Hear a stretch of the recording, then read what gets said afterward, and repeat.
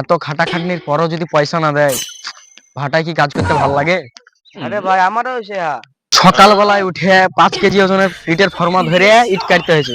আরে ভাই এত পরিশ্রম করার পরেও যদি টাকা না দেয় ঠিক মতন, তাহলে কি কাজ করতে ভালো লাগে? আর ভালো লাগছে না কাজ করতে।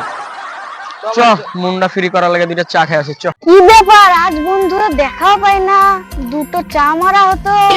যাক, বন্ধুরা দেখা মিলেছে, যাই দুটো চা খেয়ে আসি।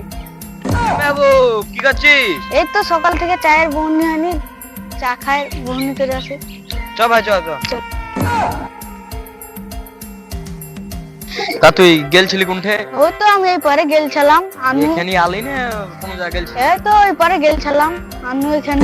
এখানে আলি? হ্যাঁ তো চ তাহলে মদনের দোকান থেকে এদিকে চা খাই আসি। হ্যাঁ, চলো মদন দোকান থেকে চলো, দুটো চলো। চা।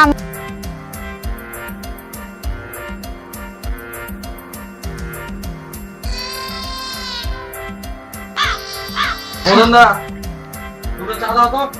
এই তুই দুটো টাকা নিয়ে বলছিস, তুই চা খাবি না? কাজ করার পর আমাদেরকে টাকা মারা তিনজন আছি, দুটো চা বলছিস? তিনটে দাও।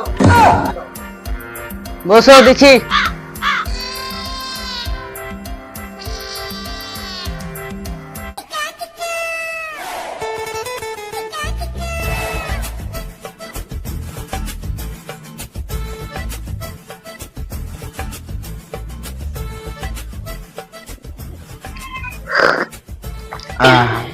মদন দা, শুনলাম তুমি চায়ের সাথে নাকি সিগারেটও ফ্রি দিচ্ছ।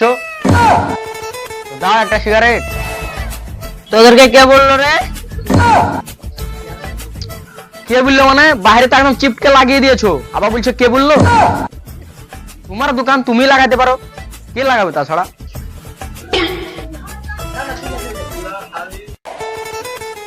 আরে কি বলছিস রে? খরিদ্দারের সঙ্গে ভালোভাবে কথা বলতে পারিস না? হ্যাঁ, খরিদ্দার হলো লক্ষ্মী আর দোকানদার হলো পেঁচা। আরে বাপু, ও তো মদন দা না, আমি মদন দা। ও আমার ছেলে আটকুড়ে। আচ্ছা তুমি মদন দা? হ্যাঁ। তো বাইরে পোস্টার চিপকে লাগিয়ে দিয়েছো যে চায়ের সাথে সিগারেট ফ্রি। কোথায় তোমার সিগারেট? আরে বাপু, তুমি চা খেতে এসেছো না আমার দোকানে চুঙা লাগাতে এসেছো? তুমি 24 সালের কথাটা এখনো তুলে যাচ্ছ। 24 সালের 3 মাস আগে যখন উদ্বোধন করেছিলাম তখন সিগারেটটা বাপু ফ্রি ছিল, এখন তো ফ্রি নাই। আরে বাবু দিবানা আগে বললি তো পারো, কেন সব পোস্টার মোস্টার লাগিয়ে দিয়েছো? ফালতু সব লোক। দেখবি ভাই, বাইরে চ্যাটে লিখে দিয়েছে গোল্ড ফ্রি একটা ফ্রি, তাই আমরা খেতে এসেছি বলে ওই 15 টাকা কাটতে লেগে আমাকে কথা শুনে ফিরেছি।